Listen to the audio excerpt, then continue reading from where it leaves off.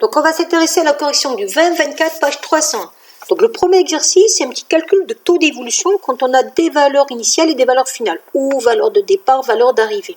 Donc on utilise la formule qui dit que pour trouver le taux d'évolution entre deux valeurs, on fait l'écart de ces deux valeurs, c'est-à-dire valeur finale moins valeur initiale, divisé par la valeur initiale puisqu'on compare par rapport à la valeur de départ, fois 100. Donc entre 2017 et 2018, ça va donc me donner 1,10 moins 1,07 divisé par 1,07 fois 100. Faites attention quand vous faites les calculs à la calculatrice, mettez bien une parenthèse au numérateur en haut. Donc le premier taux d'évolution, il est 2,8%. Pour le deuxième, on fait le même calcul, mais comme on veut de 2017 à 2019, on va faire 1,13 moins 1,07 divisé par 1,07 fois 100, 5,61%. Ensuite, dans le 24, c'est juste un petit calcul de coefficient multiplicateur. Vous avez d'abord une hausse de 25%. Ça correspond à un coefficient multiplicateur de 1 plus 25 sur 100, c'est-à-dire 1,25. Puis une hausse de 10%. Coefficient multiplicateur de 1 plus 10 sur 100, 1,1. Si vous voulez le coefficient multiplicateur global, vous allez multiplier ces deux coefficients. Donc 1,25 fois 1,1, 1,375.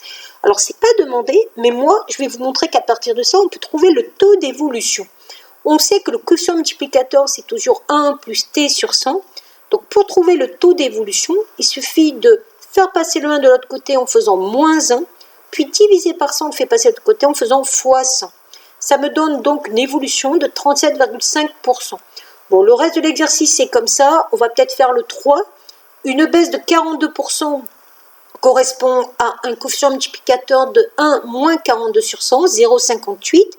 Une baisse de 8%, coefficient multiplicateur de 1 moins 8 sur 100, 0,92. On multiplie les deux coefficients multiplicateurs. On arrive au coefficient multiplicateur global. Et si on veut le taux d'évolution, toujours pareil, 1 plus t sur 100. Donc on va prendre le coefficient multiplicateur global, lui enlever 1 et multiplier par 100. Donc faites attention, ces évolutions ne s'ajoutent pas, ne se soustraient pas.